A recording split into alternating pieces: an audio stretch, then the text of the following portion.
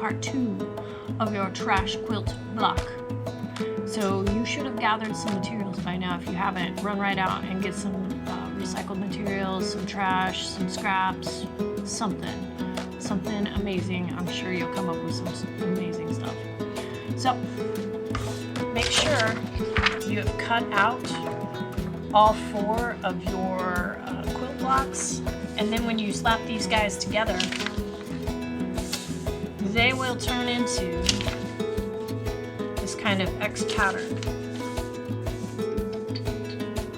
Maybe. And then when we put this all together as a class, when I hang them all together as a class, they'll form these giant, amazing rings. So it's really important that you're precise with your dimensions. You're going to be gluing to your matrix. This is a 12-inch by 12-inch block. Each one of these squares is 6 inches by 6 inches. So you put 2 together, you got 12 inches, right? Okay, so there's multiple angles that you can attack this project from, and I'm gonna give you a bunch to choose from, but you need to figure out what works best for your own brain. But what I'm looking for is good, clean craftsmanship, so no gaps, no globs of glue, super clean lines, precision of placement of pieces, so everything lines up and looks super clean and nice together. First of all, you want to find a sturdy workspace. So try not to be working on your bed. Those of you who are virtual students, find a nice solid surface that you can spread out on, whether it's a kitchen table or a desk or something. But if you have to work on your bed, use what you've got, okay? I just recommend a nice, solid, sturdy table. So cut out all 4 of your blocks, assemble your materials, and start thinking about how are you going to layer this up.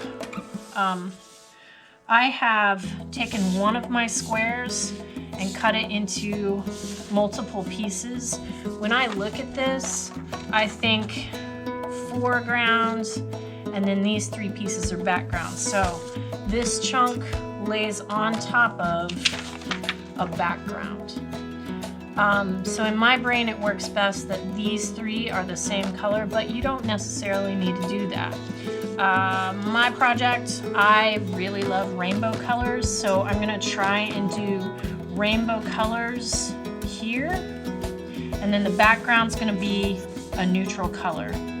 So I was just cutting out chunks, like I was using this as a template, tracing this onto the paper and then cutting it out, and then I'm like, Jessica, you're a ding dong, what are you doing?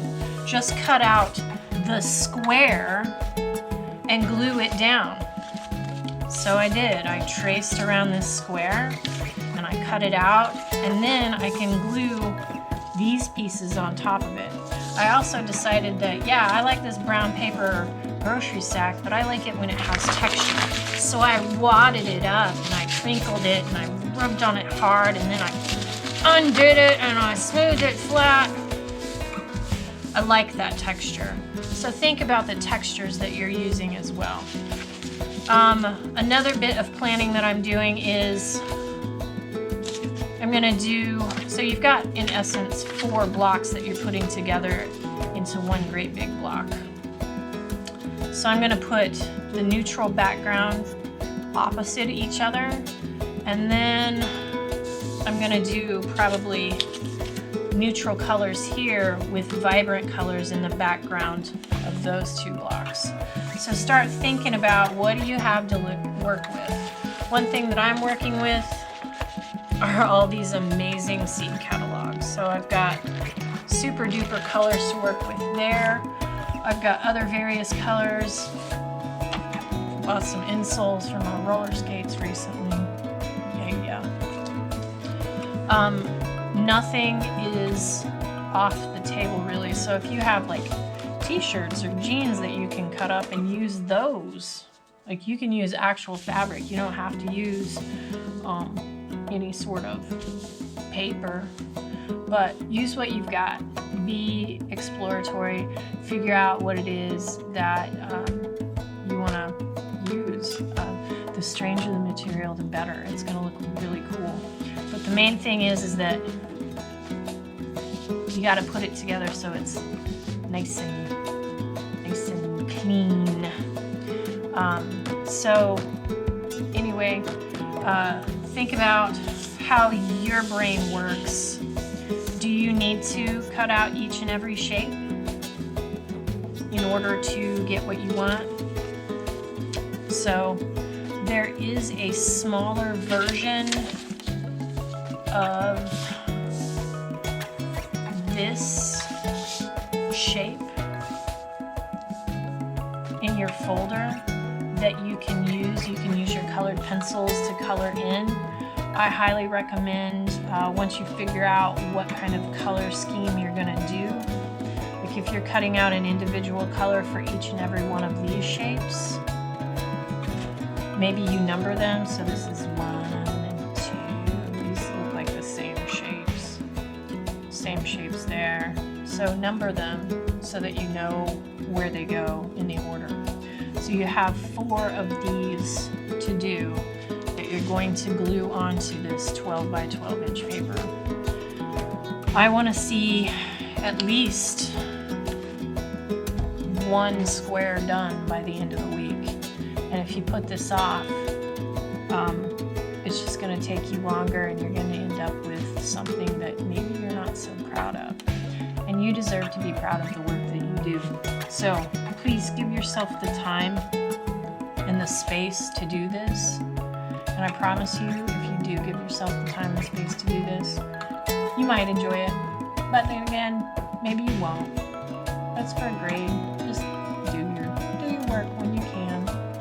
If you have questions about this, hit me up. Like text me on my Google number. You can even call me on my Google number. Email me, set up a Zoom, let me know. So I just want to let you know that I'm, as amazing as I am, I'm not clairvoyant. I can't read your mind. I don't know when you need help. If you were here, if there were better circumstances, I could probably read you a little bit better. But you're not here, and I can't work my magic on you in person. So you got to reach out to me, okay?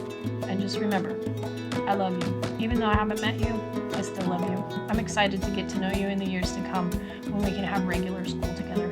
All right, so when questions arise about this project, you have to ask me, okay? Okay, bye-bye.